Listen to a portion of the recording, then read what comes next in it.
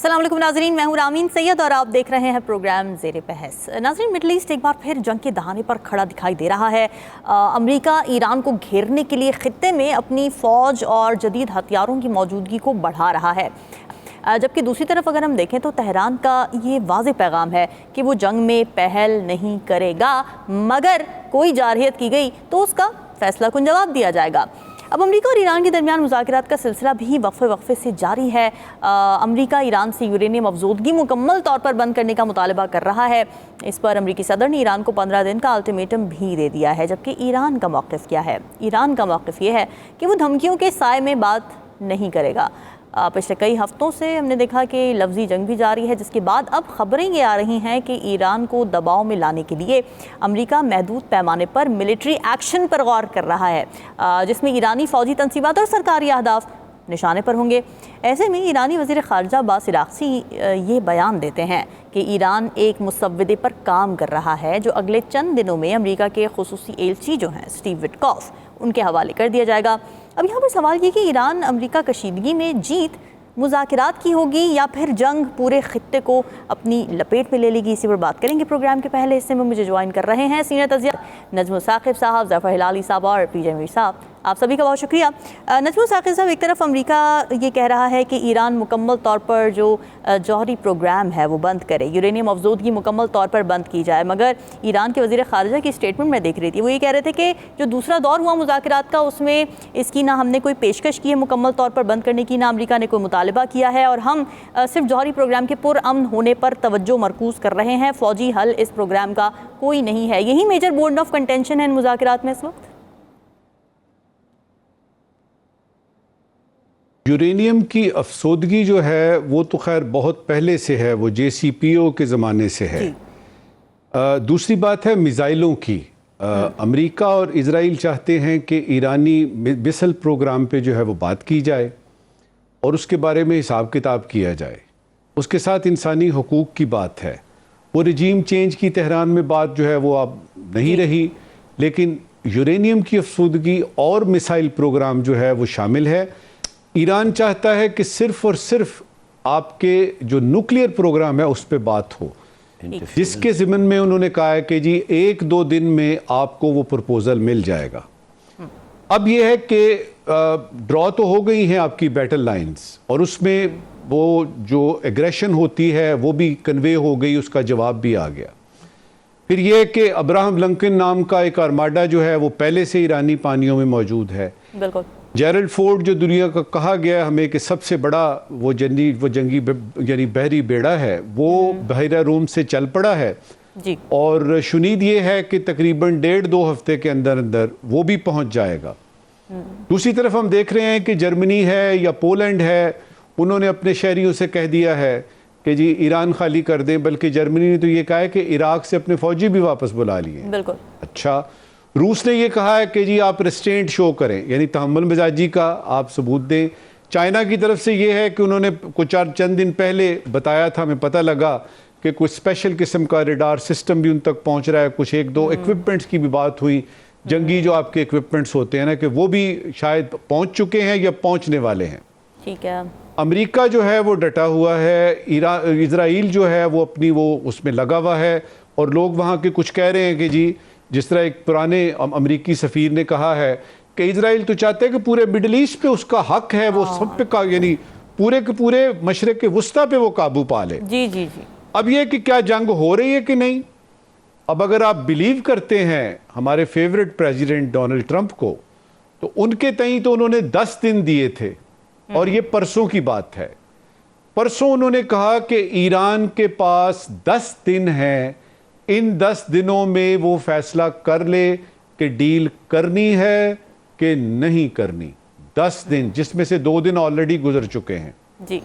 अब वो डील वही है जो मैंने बताया, उसमें यूरेनियम की अफसोदगी है, उसमें इसका मिसाइल प्रोग्राम है, उसमें इनका न्यूक्लियर प्रोग्राम है, ह्यूमन राइट्स की भी शायद सुनाई दी है कि उसकी भी बात कोई होगी। ठीक है। 8 दिन रह गए हैं, पूरे के पूरे बहरी बेड़े जो हैं वो जा रहे हैं, वो जेट हैं, उसमें ऐसे ऐसे खौफनाक किस्म के, मैंने उनकी स्पेसिफिकेशन पढ़ी तो मुझे तो लगा पता नहीं क्या यानी होने लगा है, कोई बहुत बड़ी कोई चीज़ होने वाली है। इस वक्त के मौके पे ये कहते हैं। हाँ, ये मैं आपको बता दूं कि डोनाल्ड ट्रंप साहब ने कहा कि अगर इन 10 दिनों में अगर इन 10 दिनों में ईरान कोई डील वॉशिंगटन से, अमेरिका से नहीं करता तो फिर क्या होगा, वो उन्होंने कहा then bad things will happen. अब ये डोनाल्ड ट्रंप साहब जानते हैं कि ये बैड थिंग्स कौन सी हैं जो कि हैपन होंगी ईरान के ऊपर या मिडल ईस्ट के बाकी ममालिक पे, लेकिन लगता यही है कि उनका यह है कि जिस तरह पहले उन्होंने B-2 बॉम्बर भेजे थे न्यूक्लियर इंस्टॉलेशंस पे, दुनिया चुप खामोश तमाशाई थी, तो इस दफा तो वो पूरी तैयारी के साथ, तुम तराक के साथ आ रहे हैं। बिल्कुल ऐसे ही है। तो क्या वाकई जंग हो रही है या ईरान ब्लिंक करेगा? अगर तो ईरान ब्लिंक करेगा और इस असाबी जंग को संभाल लेगा अगले 8-10 दिन तक, तो हमले की पूरी कवी उम्मीद है। और वो हमला जो है उसके बारे में ईरान कह चुका है कि इतना सा भी किसी भी तरीके से हुआ तो हम उसको पूरी जंग समझेंगे। उन्होंने तो एक तरफ तो हमें नजर आ रहा है कि ये सारी तैयारी जंग की है जी, दूसरी तरफ है कि ये आसाबी जंग है। और अमेरिका को सबसे अच्छी तरह से पता है कि एक दफा ये बिल्ली थैले से बाहर आई और ईरान का जो आपका न्यूक्लियर प्रोग्राम है, खित्ते के बाकी ममालिक हैं जिसमें पाकिस्तान भी शामिल है, उसमें सऊदी अरेबिया है, उसमें UAE है, पूरे का पूरा इलाका इस लपेट में आ जाएगा। वॉशिंगटन को अच्छी तरह से पता है, इजराइल को अच्छी तरह से पता है, तीसरी जंग अजीम कोई नहीं चाहता, ये भी हमें पता है। सही बात। तो अब सिर्फ आपने ये देखना है कि क्या आप प्रेसिडेंट डोनाल्ड ट्रंप के इस वार्निंग को, इस अल्टीमेटम को सीरियसली लेते हैं कि नहीं। उसके लिए ये है कि अगले 7-8 दिन तक इंतजार करते हैं।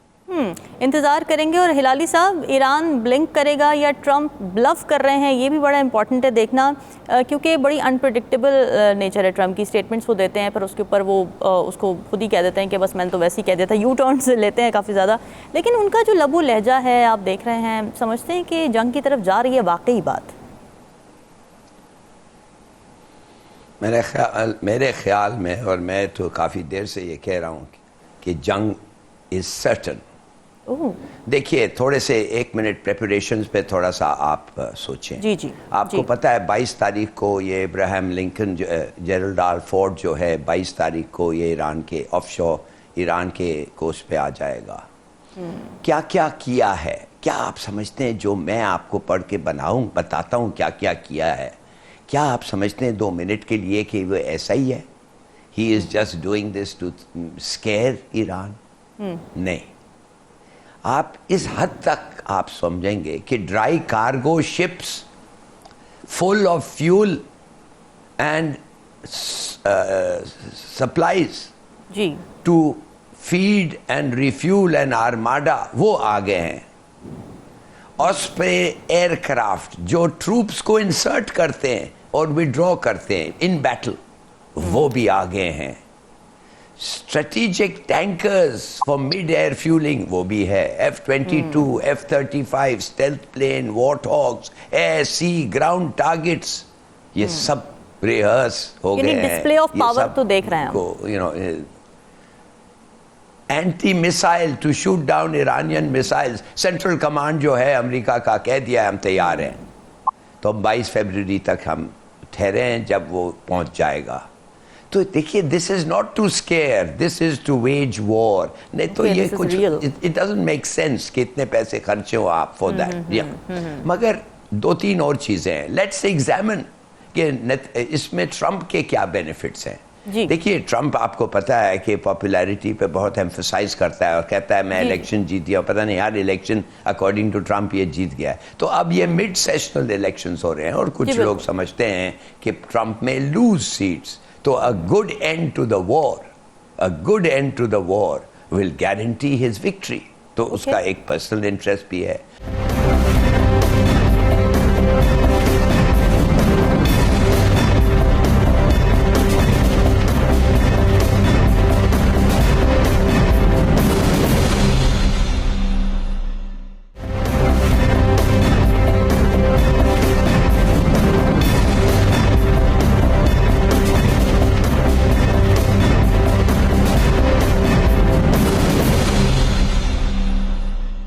दूसरा, उसने हमें कहा है कि वेनेजुएला का बाद क्यूबा की बारी आएगी। और तो अगर ईरान इन दौरान में पॉलिश ऑफ कर ले और he gets what he needs और he gets the agreement he wants, तो फिर वो क्यूबा पे शुरू हो जाएगा। और Venezuela has been a great success for him, कोई कुछ नहीं कह रहा है। सही बात है। साथ साथ आप सोचिए कि क्या है जो ईरान जो ट्रंप डरता है। There is something that Israel has on him. There is some blackmailing instrument which is devastating जो इजराइल के पास है, perhaps linked to the Epstein saga. Epstein files. तो ये भी ईरान ने, ये भी नेतन्याहू ने कहा everything can be done. मगर finally I would like to say this, आप नेतन्याहू के conditions देखें। अब नेतन्याहू जो है he wants to stay in power, वो करप्शन में पकड़ा गया है। His trial is actually been stayed जब तक ये जंग वंग के है और जब तक ये प्राइम मिनिस्टर है, नहीं तो इसके खिलाफ corruption charges are very very I mean क्या कहते हैं, very clear, very self evident, no more proof is required. And until there is victory of Iran, फिर वो लोग कहेंगे यार चलो उसको, ये चोर था, ये था, जो भी था, मगर जीत गया और हमारे लिए ये वो। तो मैं आपको बताता हूँ उसने क्या कहा। उसने कहा है अमेरिका को, what are you talking about, कि ये जीरो एनरिचमेंट, माने जो चीजें ईरान ने कहा है we will never forgo uranium investment, वो कहता है zero enrichment, destruction of all nuclear infrastructure, all missiles, ये सुनिए, all missiles that can reach Israel, in other words 300 kilometre से ज्यादा से ज्यादा कोई मिसाइल नहीं रख सकते हैं, ठीक है, इजराइल, ईरान। और फाइनली हिजबुल्लाह और इन लोगों से links. So there is no question कि ये सब चीजें, you know, these are agreements which Iran can never accept. तो आप मुझे बताएं, जंग नहीं होगा, क्यों नहीं होगा? ये चाहते हैं जंग होना, ठीक है, वही बात है कि कोई मिडिल ग्राउंड नज़र नहीं आ रहा। पीजे मीर साहब, महदूद पैमाने पर मिलिट्री एक्शन की बात की जा रही है। ये भी कहा जा रहा है, एक बरतानवी खबर एजेंसी है वो बता रही है कि ट्रंप ईरानी रहनुमाओं को बराह रास्त निशाना बनाएंगे और तख्ता उलटने की भी कोशिश की जाएगी। Ultimately what do you think, America क्या गेन करना चाह रहा है यहाँ पर? अमेरिका बेसिकली अपनी हेजेमनी दोबारा रीइंस्टॉल करना चाह रहा है। जब उसने देखा कि शाह ऑफ ईरान बहुत तकड़ा बन गया है, पुलिसमैन बन गया है एशिया में, तो उसने शाह ऑफ ईरान को गिरा दिया और 79 में आपने देख लिया सब कुछ। तो ये आज जो कर रहा है, ये एक रीजन के अंदर एक थ्रेट कर रहा है, और ये इतना बड़ा आर्माडा जो ये मूव कर रहा है, फोर्ड और लिंकन, ये कोई सस्ता काम नहीं है। फिर वो कहता है मैं लिमिटेड स्ट्राइक्स करूंगा। फिर इनकी अभी मीटिंग्स हुई उधर किधर स्विट्जरलैंड में, उसके अंदर कोई नताइज नहीं निकले। JD Vance कहता है कि Americans, the Iranians are not coming in line to what they want to talk about. Enrichment की बात हो गई है, वो कहते हैं हमने तो enrichment रोकनी नहीं है। IAEA कहता है कि भाई ये जो आपने बाकी छुपाया हुआ है इसका बताएं, ये कहाँ है, ये आपके जो और है यूरेनियम के। अब ये बड़ी कॉम्प्लिकेटेड सिचुएशन है। Okay, now will America attack Iran? That is the question. अगर वो अटैक करता है तो ईरान के पास कम से कम इतनी पावर है कि जो रीजनल बेसिस है, उन्होंने के फॉरेन मिनिस्टर ने काची ने कह दिया है कि दे विल रिस्पॉन्ड। तो क्या आप करेंगे? आप you are starting a war, a third world war. Allah ना करे ये इस तरह हो, बट ये आसार तो वही नजर आ रहे हैं। तो ये ट्रंप खुद भी कहता है मैंने बात करनी है, मैं बात करना चाहता हूं, मैं पीस पे हूं। लेकिन अगर आपको याद हो ऑपरेशन मिडनाइट हैमर, हम बातें करेंगे करेंगे करेंगे और हम बिल्कुल निगोशिएट करेंगे, साथ ही आपने ईरान पे अटैक कर दिया आपने। तो कहाँ गई आपकी व्हाइट हाउस? बातें कर रहा है और उसके बाद आपने इमीडिएटली बातों के दौरान ही आपने इतनी बड़ी एक स्ट्राइक कर दी ईरान के अंदर। सो बेसिकली ये एक अनप्रेडिक्टेबल एक फिनोमेना है कि जिसके अंदर जैसे कि ये हम ट्रंप को कहते हैं बड़ा एक अनप्रेडिक्टेबल आदमी है। फिर वो ये भी कहता है कि मेरी बातों पे मत जाओ, क्योंकि जो डिसीजन लेना है वो मैंने ही लेना है और मैं अकेला ही लूंगा। तो इसके ऊपर उसको एक आप कह लो कि एक स्नब भी मिल गई है सुप्रीम कोर्ट से ऑन टैरिफ्स, उसमें भी बहुत ठीक ठाक स्नब मिली है। कि ये अकेला हर चीज कर रहा है, he's misusing his power, और कांग्रेस से कंसल्ट नहीं कर रहा। सो वहां भी एक है। फिर साथ मिड टर्म इलेक्शंस आ रहे हैं। मिड टर्म इलेक्शंस देखो, उनको जो मिड टर्म होते हैं, लोगों को इंटरेस्ट नहीं होता कि अमेरिका की फॉरेन पॉलिसी क्या है, क्या करेगा क्या नहीं करेगा। वो उनकी अपनी पॉपुलैरिटी है। हम जो मर्जी ट्रम्प को कहें, Trump still is a popular leader in the United states. So basically वो जो कह रहा है कि मैं अमेरिका को रिच करना चाहता हूँ, टैरिफ्स की आपने सारी कहानी सुन ली है। तो at the end of the day tariffs उसने लाने, उसने खुद कह दिया हम दूसरे लॉ से लेके आ जाएंगे। लेकिन इसका जो ग्लोबल एक जो आप कह लो कि फ्रंटेज खोल रहा है, वेनेजुएला है, उसके बाद कोलंबिया है, फिर उसके बाद मेक्सिको है, एंड ऑफ कोर्स ग्रीनलैंड के ऊपर उसने कहा 7 मुल्कों पे वो और लगाएगा। So he is creating a divide internationally जो कि पहले नहीं हम देख रहे थे, और ये बड़ा डेंजरस डिवाइड है। और सर खुद डोनाल्ड ट्रम्प की जो आइडियोलॉजी रही है पॉलिटिकल, वो यही कहते रहे कि मेक अमेरिका ग्रेट अगेन, हमेशा इंटरनल इश्यूज के बारे में बात करते रहे हैं, उसी पर फोकस किया, और उन्होंने ये कहा कि हम जंगे वगैरह हम इन चीज़ों पर बात नहीं करना चाहते। बट अब तो इस टर्म में बिल्कुल उनकी अपोजिट एक आइडियोलॉजी सामने आ रही है। रमीन, ये भी एक बिजनेसमैन है। आपको याद होगा कि कम से कम 72 बैंक्स ये ओ करता था उनको, but he rose that storm, क्योंकि बैंक्स इसको हटे नहीं, भागे नहीं, क्योंकि अगर वो भागते तो अमेरिका कोलैप्स हो जाना था।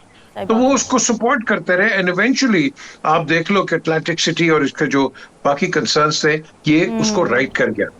अब ट्रम्प जो देख रहे हैं, जो बिजनेस कम्युनिटी है और पर्टिकुलरली द जूइश कम्युनिटी, आप देख लो कि इसको बहुत सपोर्ट करती है वो। अब इसको सपोर्ट कर रही है, लेकिन साथ साथ हमारे जो पॉकेट्स हैं, हमारी पॉकेट्स के अंदर क्या है, मुझे तो पाकिस्तान का कंसर्न है। I don't care about anybody else. हम क्या करेंगे अगर ये जंग लग जाती है? That's the key question. What will we do? ठीक है, वो कहते हैं कि देखो ना, आर्मिट्रेज वाली बात ना हो, आर यू विद अस और नॉट विद अस, बात तो यहाँ आती है। तब हमारे पास एक डिफिकल्ट चॉइस होगी। जी नजबू साकिब साहब, आप कुछ ऐड करना चाह रहे हैं? मैंने ब्रेक पे जाना है। सिर्फ एक कमेंट, आपने ये मागा की बात की कि make America great again, MAGA।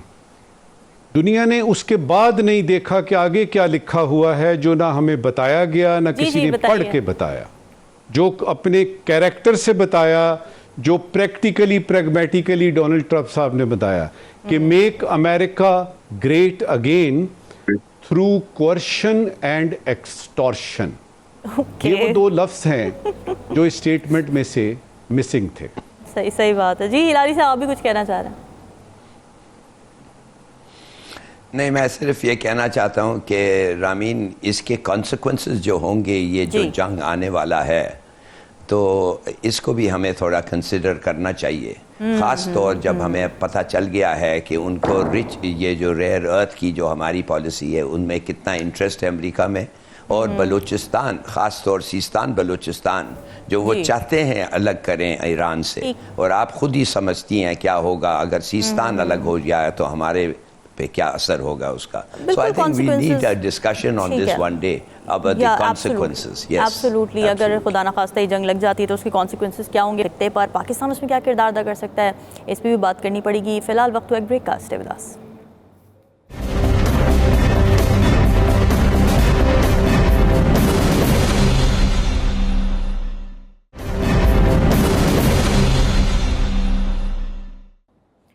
Welcome back जी। शहबाज, हुकूमत के पाकिस्तान में मुआशी तरक्की के दावे अपनी जगह, मगर ज़मीनी हक़ाइक़ एक बिल्कुल मुख्तलिफ तस्वीर पेश कर रहे हैं। प्लानिंग कमीशन की ताज़ा तरीन रिपोर्ट सामने आती है, जिसके मुताबिक पिछले 6 सालों में मुल्क में गुर्बत की शरह 21.9% से बढ़कर 28.9% हो चुकी है। यानी 24 करोड़ में से तकरीबन 7 करोड़ लोग ख़ते गुर्बत से नीचे ज़िंदगी गुजार रहे हैं पाकिस्तान में।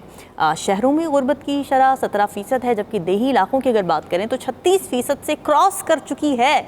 सूबाई मंजरनामा कुछ यूँ है कि पंजाब में गुर्बत तकरीबन 23%, खैबर पख्तूनख्वा में 35%, सिंध में 32%, जबकि बलूचिस्तान में 47% तक पहुँच चुकी है। साबिक़ वज़ीर ख़जाना डॉक्टर हफीज़ पाशा हुकूमती आदाद-ओ-शुमार को चैलेंज करते हैं और ये कहते हैं कि आलमी बैंक कुछ और बताता है। आलमी बैंक ये बताता है कि पाकिस्तान में गुर्बत 45% तक है। तो सवाल यह है कि मुल्क में गुर्बत की बढ़ती शरह का कौन जिम्मेदार है? अगर मुल्क वाकई तरक्की कर रहा है तो फिर लोग गरीब क्यों हो रहे हैं? हिलाली साहब, अभी आज से 2 महीने पहले जब न्यू ईयर आया था तो उस पर शहबाज शरीफ साहब ने बड़े फ़ख्र से बताया कि इकोनॉमिक इंडिकेटर्स पाकिस्तान के कितने बेहतर हो रहे हैं, और उसके 2 महीने बाद ये रिपोर्ट आ जाती है जिसमें बताया जा रहा है कि पाकिस्तानी कितने गरीब हो रहे हैं। तो ये जो मैक्रो इकोनॉमिक इंडिकेटर्स हम देखते हैं बेहतर, ये ट्रांसफॉर्म क्यों नहीं हो पाते ऑन द ग्राउंड लेवल? ये ट्रांसफॉर्म इसलिए नहीं होते हैं कि इन लोग ख्वाब में रह रहे हैं। एक्चुअली जो इंडिकेटर्स हैं दे टेरेबल। मैं आपको ये सवाल एक पूछना चाहता हूँ, इनको क्या है पॉवर्टी लेवल, पॉवर्टी रेट क्या है ऑन विच दे मेजर कि कितनी गुर्बत है इस मुल्क में? इन लोग कहते हैं 500 रुपया एक दिन में। आप मुझे बताएं 500 रुपया में एक आदमी और उसका फैमिली खाना खा सकता है 2 दफ़े रोज? 500 रुपया में? Absolute nonsense. और वर्ल्ड बैंक जो है वो कहता है कि रेट कम से कम होना चाहिए $3.5 पर डे, $3.5 पर डे। उस पे अगर आप हिसाब लगाएं तो मैं आपको बताता हूं, एंड अ रेप्यूटेबल इकोनॉमिस्ट, मेरा दोस्त है, I know him well and he is very good, he is to handle the entire funds of Citibank at one time, Yusuf Nazar. वो तो कहता है कि सब लोग वर्क ऑन द बेसिस कि 50% of the people of Pakistan are below the poverty line at the very least. Okay. और मैं आपको बताऊं, अगर आप वर्ल्ड बैंक की रेट पे भी जाएं तो 2017 में ये जो रेट था 3.65, इसके बेसिस पे it was 60%। And since then एक तो सुनामी ऑफ इन्फ्लेशन आया है, और अगर उसको भी आप कर दें, शरीक कर दें इस कैलकुलेशन में, मैं तो कहता हूं 70% है। So what are we celebrating? और यू मे आस्क ये क्यों हुआ? और तो फिर एक और सवाल मैं आपको पूछता हूं, जरूर पूछें, just think for a minute कि प्रोविंशियल और फेडरल गवर्नमेंट्स की क्या एक्सपेंडिचर है एवरी ईयर। 1.5 ट्रिलियन रुपीज ये इनकी कॉस्ट है। और उसमें 1.5 ट्रिलियन रुपीज में उसमें ऐसे भी चीजें इंक्लूड करें। अभी IMF आ रही है, अब हमें खुश करने के लिए, ये जो आप क्राइसिस देखते हैं ये आएगी 25 तारीख को, हमें खुश करेगी, and that was because they want to keep on our good side during the Iran crisis. Actual figures are a terrible commentary on what's happening in Pakistan economically. ठीक बात है। मीर साहब, रिपोर्ट में इनकम डिस्पैरिटी की भी बात हो रही है कि 27 साल की हाईएस्ट है इस वक्त इनकम डिस्पैरिटी, 32.7% है। फिर इनकम और एक्सपेंडिचर भी बहुत कम होता जा रहा है लोगों का, उसमें तनज़्ज़ुली है। अब एहसन इकबाल साहब जो रीज़न बता रहे हैं, उन्होंने ये रिपोर्ट पेश की है, उसमें रीज़न ये बता रहे हैं कि जी IMF की बड़ी वजह, क्योंकि हमें सब्सिडीज़ कट डाउन करनी पड़ी, फिर डॉलर और रुपी में जो डिफरेंस है वो भी बढ़ता जा रहा है, डॉलर महंगा होता जा रहा है। आप समझते हैं यही रीज़न है, और क्या फॉल्ट लाइंस हैं जो कि हुकूमत को देखनी पड़ेंगी, पॉलिसी बनानी पड़ेगी? आज की हुकूमत नहीं, कोई भी हुकूमत ले लें, हम मास्टर्स हैं इन फजिंग द फिगर्स। हम बड़ा जबरदस्त फज करते हैं फिगर्स को। हिलाली साहब ने तो बड़ी ये इनके वो जो हिलाली साहब ने अभी बात की है 70% नहीं, मैं तो कह रहा हूँ 80-90% है। आपका मिडिल क्लास तो बिल्कुल खत्म हो गया पाकिस्तान के अंदर, लिटरली खत्म हो गया। अगर हम सरवाइव कर रहे हैं, ये तो गवर्नमेंट के ऑफिसर्स जो हैं ये टैक्सेस दे देंगे, यू नो, और जो कॉर्पोरेट के है वो दे देंगे। आपने अपने टैक्स बेस को ठीक ही नहीं किया।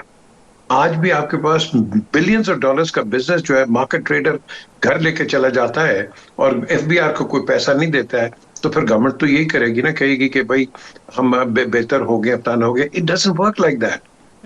देखो, जब तक आप माइक्रो इकोनॉमिक्स पे नहीं जाओगे आप आगे नहीं बढ़ सकते हो, नहीं बढ़ सकते। आप मुझे बता दें कितने इंस्टीट्यूशंस हैं कि आपको तनख्वाहें देते हैं keeping in line with the rate of inflation? ये प्लीज मुझे बता दें आप। कहीं नहीं, दे डोंट डू इट। एक तनख्वाह पे चल रहा है, वो चली जा रहा है जब तक उसके ग्रैंड चिल्ड्रन ना पैदा हो जाए। ये तो आपका अलमिया है। सो बेसिकली हम वो कहते हैं ना कि किस तरह हम चल रहे हैं, हम चल रहे हैं धक्के के साथ से। तो देखा ना, अभी बात हो रही थी कि हम किस तरह क्या करें। हम सर्वाइवल रेट पे हैं, वी आर सर्वाइवर्स। अब that is all we are doing. There is no quality of life. Flourish कैसे होगा अगर सर्वाइवल मोड पर रहेंगे? एब्सोल्युटली जी. तभी तो हम कहते हैं ना जनाब कि हम कर क्या रहे हैं? We just producing population. That's it. There is no quality of life. There is no skilled labor available. There are no institutions के जिसके अंदर आप अपनी एक सोसाइटी को बिल्ड अप कर सके. हम वो नहीं कर रहे. हम हर चीज को adhocism and from a day to day basis के ऊपर कर रहे हैं. द क्वेश्चन इज कि हमने हर चीज को एक पर्सपेक्टिव में देखना है. हम उसको पर्सपेक्टिव में नहीं देखते हैं. यस, आपने उन्होंने सही बात की. तनख्वाहें आप देख लो, सबसे ज्यादा तनख्वाहें किनकी बढ़ी है भाई? पार्लियामेंटेरियंस की. मुझे बताओ, पार्लियामेंटेरियन तो आके लोगों की खिदमत के लिए आते हैं कि तनख्वाह के अपनी तनख्वाहों के लिए आते हैं? Please tell me that. You tell me ना. कोई बताता है? तनख्वाही नजर आ रही है, खिदमत तो नजर नहीं आ रही है. और रामीन सैयद, मैं एक वजीर आजम को नॉर्वे के इंटरव्यू जब ओस्लो में करने गया तो वो साइकिल पे आया था. वो पार्लियामेंट के अंदर साइकिल पे आया था. और मैं उससे देख के यही आपसे बता रहा हूँ. हम बातें बड़ी करते हैं, हम एग्जाम्पल्स बड़े देते हैं, लेकिन हम अपने घर को ठीक नहीं किया. और मैं इसका बड़ा सिंपल है. क्यों नहीं ठीक किया? मेरा वोट ना कहीं चला जाए. That's it. मैं अपने वोट से डर रहा हूं. You have to be cruel to be kind. You got to be like ये जो मरियम कर रही है ना, खुदा की कसम, she is better than her uncle. Let me tell you, she is a doer. ये कर रही है, इसको परवाह नहीं है. ये आएगी जाएगी, इसको परवाह नहीं है. We need people like that. जब तक आप ऐसे लोग नहीं लेके आओगे, आपकी डेवलपमेंट नहीं होगी. वोट से मत डरो. नहीं मिलते ना मिले यार, सो व्हाट. कम से कम अवाम की खिदमत तो कर रही हो ना. तो ये कर रही है वो. तो हमें बाकियों को भी इस तरह देखना चाहिए. अनफॉर्चुनेटली ये नहीं हो रहा. हम इसी वो उसकी है जॉनथन पेरिस, उसकी रिपोर्ट है Legatum Institute की. Pakistan people say is a failed state. No, it is not a failed state. It will just trundle on. वो ट्रंडल करता रहेगा. फेल नहीं है. हम फेल नहीं हो सकते. हम ट्रंडल करते रहेंगे, सर्वाइवल रेट पे चलते रहेंगे. सो अल्लाह ही हाफिज है आपका. ठीक है. नजमुल साकिब साहब, क्यों गुर्बत इतनी बढ़ती जा रही है पाकिस्तान में? कौन कसूरवार है? और अगर हम हालिया हुकूमत की बात करें जो कि सेलिब्रेट कर रही है कि अब पाकिस्तान स्टेबिलिटी की तरफ जा रहा है, अब सस्टेनेबिलिटी भी देखनी है आगे जाके, कहाँ पे अभी भी मिसिंग हैं चीज़ें? खला कहाँ पर है पॉलिसी में? मार्क ट्वेन ने एक जगह कहा था, there are 3 kinds of lies. यही चीज़ मुश्ताक यूसुफी ने उर्दू में भी बताई कि झूठ की 3 किस्में होती हैं. एक झूठ होता है, एक सफ़ेद झूठ होता है, और तीसरे आदादो शुमार होते हैं. ये बहुत पुराना किस्सा है.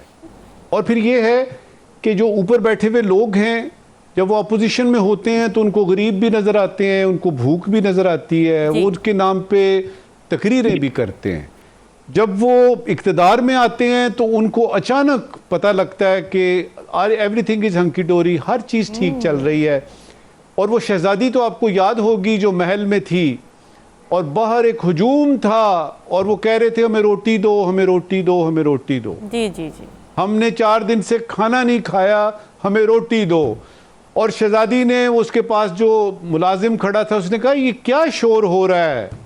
तो मुलाजिम ने कहा ये रोटी मांग रहे हैं, इनके पास रोटी नहीं है. तो उसने कहा रोटी नहीं है तो केक क्यों नहीं खा लेते? इग्नोरेंस की इंतहा. जो इक़्तिदार में है उसकी आंखों के आगे पट्टी बंधी हुई है, फुल स्टॉप. उसको नहीं नजर आ रहा. वो ये कहना कि जी मौत नजर नहीं आ रही, आपको क़यामत का नहीं पता, आपने हिसाब देना है. जब तक वो पट्टी इधर बंदी है कुछ नजर नहीं आएगा. क्विकली आपको बताता हूं जो आपने सवाल किया जी, जो कि बुनियादी सवाल है कि वजूहात क्या है इस गुर्बत की. क्या ये 28.9% है, 40%, 45% है जो कि वर्ल्ड बैंक कह रहा है, या ये 80% है जो कि आप गलियों, सड़कों, बाजारों में जाएं और देहातों में जाएं तो आपको नजर आती है. मुझे इससे गरज नहीं है. मैं देख रहा हूं कि वफाकी वजीर ने वजूहात क्या बताई हैं कि ये गुर्बत क्यों है. उन्होंने कहा जी IMF के 3 प्रोग्राम जो है ना इसकी वजह से गुर्बत आई है.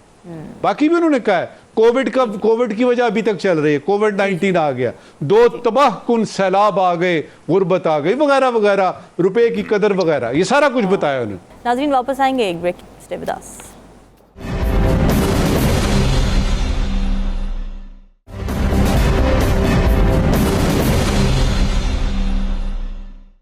वेलकम बैक जी। कौम अब क्रिकेट पर जान देती है, क्रिकेट हम करते हैं, सेलिब्रेट भी करते हैं, उम्मीदें भी रखते हैं, मगर हम ये भूल जाते हैं कि पाकिस्तान का कौमी खेल हॉकी है। वही हॉकी जिसने 1956 से 1992 तक ओलंपिक्स में 3 गोल्ड मेडल, 3 सिल्वर और 3 ब्रॉन्ज मेडल्स जीते।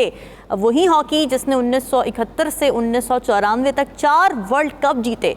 वही हॉकी जिसने 1978 में एक ऐसा सुनहरा बाब लिखा कि बैक वक्त वर्ल्ड कप, चैंपियंस ट्रॉफी और एशियन टाइटल पाकिस्तान के पास थे। दुनिया की तारीख में नाजरीन यह एजाज़ किसी और मुल्क को नसीब नहीं हुआ, लेकिन आज सवाल यह है कि वो ताज कहाँ गया, वो अजमत किस ब्लैक होल में गायब हो गई। सवाल यह है कि पिछली 2-3 दहाइयों में ऐसा क्या हुआ कि हॉकी जवाल की ढलवान पर फिसलती चली गई। हॉकी की फ़रोग़ के लिए मुख्तलिफ वक्तों में कई बार फंड्स दिए गए, मगर सवाल यह है कि क्या मुल्क में मयारी ऑस्ट्रोटर्फ्स बने, क्या डोमेस्टिक स्ट्रक्चर मजबूत हुआ, या फिर सब कुछ सिर्फ फाइलों और दावों में दफन हो गया। हाल ही में हमने देखा कि ऑस्ट्रेलिया के दौरे पर कौमी टीम के खिलाड़ियों के साथ मुबैना बदइंतज़ामी के इल्ज़ामात सामने आए। हमारी हॉकी टीम के कप्तान हैं इमाद बट, उन्होंने इंतज़ामिया का कच्चा चट्टा खोला तो उस पर पाबंदी लगा दी गई, फिर अगले दिन हटा भी दी गई। अब वज़ीर दिफ़ा ख्वाजा आसिफ का मानना यह है कि सियासतदान इतनी सियासत नहीं करते जितनी हॉकी फेडरेशन में है। अब वर्ल्ड कप क्वालिफाइंग मरहला सर पर है, वक्त कम है, फैसले बड़े दरकार हैं, तो क्या हम फिर माजी की कहानियाँ सुनाएंगे या मुस्तकबिल की बुनियाद रखेंगे? इसी पर बात कर लेते हैं। पीजे मीर साहब, जो एक रुदात सुनाई इमाद बट ने कि ऑस्ट्रेलिया में उनकी टीम के साथ हुआ क्या, टीम सड़कों पर रही, फिर उनके पास कोई हेल्प नहीं थी, उनको बर्तन कपड़े खुद धोने पड़े, खाना खुद बनाना पड़ा, और उसके बाद उन्होंने कहा कि जब ये सब प्लेयर्स कर रहे होंगे तो फिर वो हॉकी कैसे खेलेंगे, परफॉर्म कैसे करेंगे। ये सारे इल्ज़ामात जो सामने आए हैं, आप इसमें कसूरवार किसको ठहराते हैं? फेडरेशन को। और ये जो उन्होंने बात की है, ये नई बात नहीं है, ये पहले भी हो चुका हुआ है जी, ये पहले भी हो चुका हुआ है। और सबसे पहले तो आपने कहा ना कि जी हमने डेवलपमेंट क्यों नहीं की, डेवलप इसलिए नहीं की, हम बड़े स्लो हैं अपटेक के। आपने जितने रेफरेंसेस दिए हैं, ये ग्रास के ऊपर हम हॉकी खेलते थे, और ये जो हमारा ग्रास का जो हमारा स्टिक वर्क था, दैट वाज आउटस्टैंडिंग। फिर उसके बाद गेम चेंज होगी इनटू एस्ट्रोटर्फ। यहाँ हमने मार खाई, बड़ा लेट हमने इसका अपटेक किया, और एस्ट्रोटर्फ दुनिया पूरे पाकिस्तान में नहीं बनाई, विद द रिजल्ट कि आप इंटरनेशनली compete ही नहीं कर सकते। नेदरलैंड्स आपको मारता होता था यार, अंदाजा लगाओ। Netherlands, a country like Netherlands, Pakistan के ओलंपिक, हमारे पास 3 ओलंपिक्स थे, मुनीर डार, तौकीर डार, ठीक है जी, और तनवीर डार। आज तौकीर डार एक एस्ट्रोटर्फ की कदाफी स्टेडियम के बाहर एक हॉकी की वो चला रहे हैं अपने जोर से। अच्छा। मंजूरुल हसन भी थे, बाकी और ये शनाज एंड ऑल दैट, ये सब इसको चलाते रहे। दुआएं दें इसको परवेज इलाही को, जो जिसने परमिशन दे दी कि आप ये एस्ट्रोटर्फ लगाओ। आज हम क्यों नहीं लगा रहे? आपका जो बुनियादी सवाल है, क्यों नहीं लगा रहे हम? इसलिए क्योंकि आपने हॉकी पे तवज्जो दी ही नहीं। आपने यही वजह है कि हम पाकिस्तान के स्क्वॉश में जहांगीर खान, जानशेर खान, कमर जमान, हिडी जहान, सो मेनी रहमत एंड ऑल दैट, ये करके ये क्यों साइडलाइन पे हम लेजेंड्स नहीं बना? Because we don't think about it. हम एक वन ऑफ एक विक्ट्री ले लेते हैं and then we write on it. It doesn't work like that. एक दूसरा, ये इतनी पॉलिटिक्स है, ख्वाजा आसिफ सही बात कर रहे हैं, इतनी पॉलिटिक्स है कि आप अंदाजा नहीं लगा सकते। मैं नाम नहीं लूंगा, अभी 2 घंटे पहले मेरे पास कुछ शख्स आए थे। 7 secretaries of the Punjab Sports Board were changed in 1 year. 7 secretaries, अंदाजा लगाओ, वो बताते हैं। और मैंने उनसे पूछा, फिर उन्होंने कहा जी कि आपके जो ये स्पोर्ट्स मिनिस्टर भी आपने लगाए थे, ये अल्लाह उनसे पूछेगा कि आपने किया क्या है। एंड क्या कह रहे हैं, कहते हैं जी कि ऐसे अगर स्पोर्ट्स मिनिस्टर लगाएंगे, आप डेवलपमेंट क्या करेंगे, आपकी मेरिट क्या होगी? जिसको उठा के मिनिस्टर लगा दिया, जिसको ये कर दिया, पॉलिटिकल रामीन। और इसीलिए आप आगे तवज्जो नहीं ले सकते। आप कल मैंने देखा कि वो हमारे जो चेयरमैन है पीसीबी के, मोहसिन नकवी, अब वो कह रहे हैं कि मैं इनको फंड करूंगा। ओ भाई, where is the Pakistan hockey federation?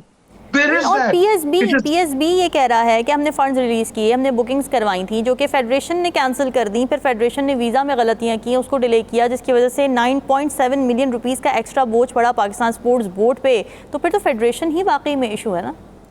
आप मुझसे पीएसबी की कहानियां ना खुलवाएं, अच्छा। मैं बड़ा इंट्रेंस्ड हूँ इसके अंदर, बहुत बड़ा ओके। इंट्रेंस्ड हूँ। ओके, मुझे पता है ओके। कहाँ इरेगुलरिटीज हो रही हैं, मुझे पता है कि क्या धांधलियां हो रही है। ये मुझसे मत पूछे, मैं किताब खोल ये दूंगा आपके सामने चले सारी। चले ये छोड़े। मुझे सब पता है। बट हैविंग सेड सो हमें मेरिट के ऊपर काम करना है। हॉकी हमारी बिल्कुल नेशनल गेम है, हम उस पर कोई तवज्जो नहीं दे रहे। और ये जो सियासत अंदर होती है, कभी किसी को निकाल दे। अब आप मुझे बताओ, ठीक आपके बात पास है। ऐसे ऐसे कराची में लोग पड़े हैं जो कि हॉकी को आगे लेके जा सकते हैं, क्यों नहीं हम उनको लगाते? इसलिए हर चीज मैंने अपने पास रखनी है। और यही वजह है कि हमारी जो स्पोर्ट्स है ऑल टुगेदर ये डिटीरिएट हो रही है। और हॉकी, बच्चा बच्चा आपका ठीक हॉकी है। खेलता है, खुदा की कसम। ठीक है। क्या करे, बहुत रोना। बहुत इश्यूज हैं इसमें। नजमुल साकिब साहब, आपके ख्याल में हॉकी का डिक्लाइन होना, फिर अभी जो इमाद भट्ट ने सारी बातें बताई हैं कि फंडिंग नहीं थी, उनको सड़कों पर रहना पड़ा, मुलाजमीन नहीं थे साथ में, उनको खुद काम करने पड़े, सारे बेज़ाब्तगियाँ हैं। फिर पीएसबी जब ये कहता है कि जी हमने तो फंड्स दिए थे, तो पीएसबी कसूरवार है या हॉकी फेडरेशन बीच में करप्शन कर रही है? दो चीज़ों को देख लीजिए और आपको तनज़्ज़ुली की वजह समझ आ जाएगी। पहली ये है कि इस वक्त जो आपकी हॉकी टीम है, इमाद का तो आपने नाम बताया ना जी। आपके देखने वाले मुझे 4 खिलाड़ियों के नाम बता दें जो इस वक्त आपकी हॉकी के हैं। सही बात है। अब आप देख लीजिए जो नाम अभी गिनवाए जाते हैं, मंजूर जूनियर था, शहनाज शेख था, समीउल्लाह था, आपका मोहम्मद हनीफ था, शहबाज सीनियर, शहबाज जूनियर, हमारी फिंगर टिप्स पे थे ये लोग। सलाहुद्दीन हो गया, आप नाम तो ले कितने, उसके बाद सलीम शेरवानी से लेके अब तक आ जाएं। आप मुझे हॉकी के 4-5 खिलाड़ियों के नाम बता दे। और मैं खुद हैरान हुआ जब मैंने परसों न्यूज में पढ़ी कि मेरी हॉकी की टीम का, नेशनल टीम के कैप्टन का नाम इमाद भट्ट है। इमाद भट्ट, सही पहली बात। तो ये हुई। दूसरा, पैसा जो है वो आप देख लीजिए कि पीसीबी के पास कितना है और पीएचएफ के पास कितना है। सही बात है। बोर्ड के पास, क्रिकेट बोर्ड के पास कितना है और आपकी फेडरेशन के पास कितना है, आपको सारी समझ आ जाएगी। अब ये कहना जी ग्रास रूट पे टैलेंट की कमी है, सवाल ही पैदा नहीं होता। आपका बच्चा जब थोड़ा सा नामी 10वीं जमात में आता है तो वो क्या देख रहा है, हॉकी कौन खेलेगा। अच्छा, फिर कहते हैं जी कि आपका जो है ना वो सियासी मुदाखलत होती है, तो सियासी मुदाखलत तो हर जगह पे है, ये भी कोई वजह नहीं है। फिर कहते हैं जी कि खिलाड़ियों के लिए पैसा नहीं है, और क्यों नहीं है, खिलाड़ियों के लिए क्यों पैसा नहीं है। और ये भी याद रखिएगा कि जो कॉलेजों यूनिवर्सिटियों में जो हम जनी होते थे ना, उसमें हमें रिफ्रेशमेंट मिलती थी, माल्टे किन्नू आते थे, वो हम खाते थे। लेकिन एक जज्बा था कि हॉकी खेलनी है और शहनाज शेख बनना है, मंजूर जूनियर बनना है। वो किधर गया जज्बा? तो बात कहां पे आती है? 2 जगहों पे कर लीजिए, आपकी हॉकी ठीक हो जाएगी। एक तो मुझे नूर खान लेके आ जाइए, कहीं से नूर खान ला दीजिए। और जरूरी नहीं है कि नूर खान जो है वो हॉकी का चैंपियन हो। आपकी मुर्गी अंडा देती है ना, लेकिन ऑमलेट बनाना नहीं आता उसको। जी। तो ये कोई वजह नहीं है कि जी उसको हॉकी खेलनी चाहिए थी। असल चीज दयानतदारी है और आपकी मैनेजमेंट है। नूर खान ने बताया, या तो नूर खान ले आइए, जो मेरा नहीं ख्याल कि इस वक्त है। दूसरा ये है कि आप इसमें बेपनाह पैसा डाल दीजिए, ताकि कोई आदमी जो है वो क्रिकेट में आने की बजाय बच्चे कहें नहीं यार इसमें पैसा बड़ा है, पीआईए की एक हॉकी टीम बनाएं। ये जितने आपके इदारे हैं इनकी हॉकी टीम बनाएं, देखें आते हैं कि नहीं आते। लेकिन ये सबको पता है आएंगे नहीं। बॉटम लाइन क्या है, हॉकी आपकी थी, हॉकी आपकी अब नहीं रही। हॉकी को ऊपर लाने के लिए और वाकई कौमी खेल बनाने के लिए आपको इतने मराहिल से गुजरना पड़ेगा कि आप गिनते गिनते गिनते इस प्रोग्राम का ही नहीं, आपका पूरा दिन खत्म हो जाएगा। सही बात है। हिलाली साहब, आपको क्या लगता है, फंड्स नहीं हैं या फिर जो फंड्स दिए जाते हैं उसमें करप्शन बहुत ज़्यादा है? नहीं, करप्शन तो छोड़े, फंड्स तो जैसे लोगों ने इधर कहा है हमारे प्रोग्राम पे, सही कहा। फंड्स हर वक्त हर चीज़ के लिए कम है। इंथ्यूजियाज्म, एडमिनिस्ट्रेशन और मैनेजमेंट, मैं तो समझता हूँ कि रीस्टार्ट द प्रोसीजर के हर गवर्नमेंट डिपार्टमेंट, गवर्नमेंट डिपार्टमेंट को जो आदमी क्रिकेट में एक्सेल, हॉकी में एक्सेल कर रहा है, उसको एक स्पेशल अलाउंस दें, इनकरेज हिम। गिव हिम एक कोच अपॉइंट करें. You start this of in schools and colleges. Her union district में आप एक पिच लगाएं. चलिए एस्ट्रो टर्फ का पिच लगाएं. और अगर को कंट्रीब्यूशन एक स्पेशल टैक्स लगाएं. जो भी करना है पैसे को रेज करें, एस्ट्रो टर्फ करें. हर काउंसिल में एक पिच रखें और स्कूल्स और कॉलेजेस में रिवाइज करें. पैसे दें, लीग्स ऑर्गेनाइज करें. You know, all these things have to be done, or you will see people will come back to hockey. नाज़रीन, ये सवालात आपके लिए छोड़ के जा रहे हैं, हमें ज़रूर दीजिएगा. हमें दीजिए इजाज़त. अल्लाह हाफ़िज़.